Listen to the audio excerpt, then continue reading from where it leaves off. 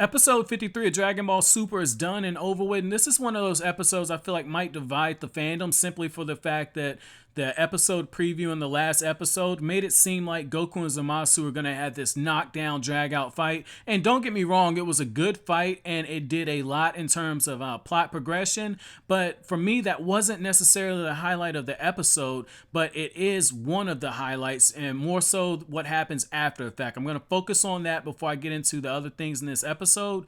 Right after Goku and Zamasu start fighting, right away you know that something's different with Zamasu's ki because Goku notices he's going to chop him in the back of the neck, similar to how Beerus did.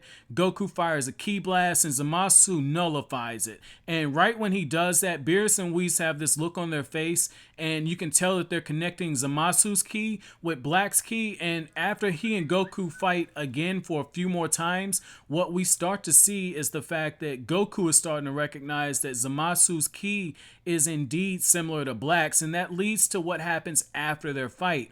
What Beerus says is it makes more sense to go ahead and eliminate Zamasu now before he actually becomes a problem. And I found this very interesting because if you follow the Marvel comics, which I know some of you don't, but in Civil War Part 2, what's going on is there's a divide in the superhero community because one side wants to use this device that is able to go into the future and stop crime before it happens, and yet the other side is saying, well, if the crime hasn't been committed, you shouldn't target those people before they commit the crime. And that's kind of the moral dilemma that we have now. Beerus is saying Zamasu might be a threat, let's snuff him out, and Goku's saying, well, he doesn't seem like that bad of a guy. And even the Kaioshin who is training Zamasu, he even tells Zamasu that it'd be good for him to fight against Goku so he could get to see what humans are like. So that's pretty cool just to see that bit and to see Beerus's whole take on this. Now, as far as other things in this episode, this was a good episode in terms of character development, character interaction, and plot progression. The plot progression comes with Beerus's declaration that they need to do something about Zamasu now. But as far as character interaction and character development, seeing Trunks watch Cyborg or Android 18 with Marin and Krillin and to see how Krillin is just happy and to watch Trunks look at 18, that was really good because Trunks immediately goes for a sword because Android 18 tormented this dude for 15 years out of his life. And 18 comes up to him almost in a flirting way. She steps up to him, she puts her fist up against his chest and is like, hey dude, I heard you took care of the 18 in your world. That's pretty cool right there. And she walks off with her family.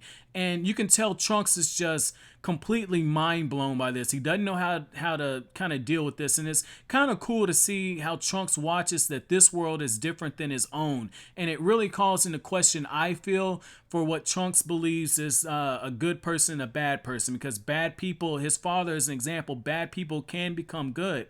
And he's looking at 18 and that's what's going through his mind. So that was pretty cool to see that. We see Trunks later on, he's got the sword, he's thinking about Goku Black. We see the whole thing with Mai and Shu, the Pilaf gang. That was okay. I could kind of do without the Pilaf gang at this point, but at the same time, I understand why they're there. I know a lot of people are saying, oh, this is filler, we don't need a lot of this stuff. That was going on in the live stream, and I really have a problem with people saying that. Because Dragon Ball is more than just fighting. You have to look at the character development. You have to look at the character interactions and just how it fits into the overall plot scheme as a whole. And I don't count this as filler. Just because you don't see two people fighting does not mean it's a bad episode. It does not mean that this is not something that you should pay attention to, because watching how these characters grow in their interactions, that's what made the original Dragon Ball Part 1 when Goku was a kid. That's what started all this. That's what made it cool. Even in Z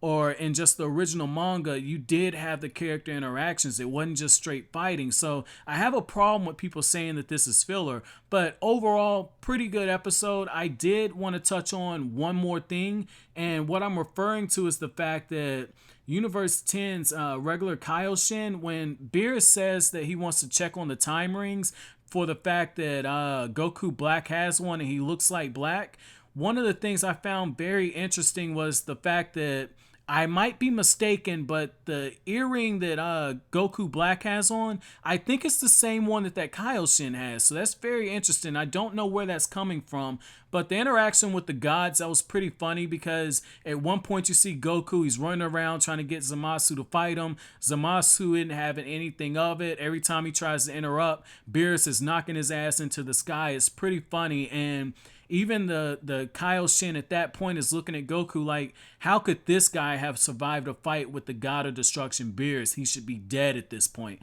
So I just love seeing that because it just fits into the old Dragon Ball notion that you can't judge by appearances. Like I said, very good episode, guys. Let me know what you think down in the comment section below.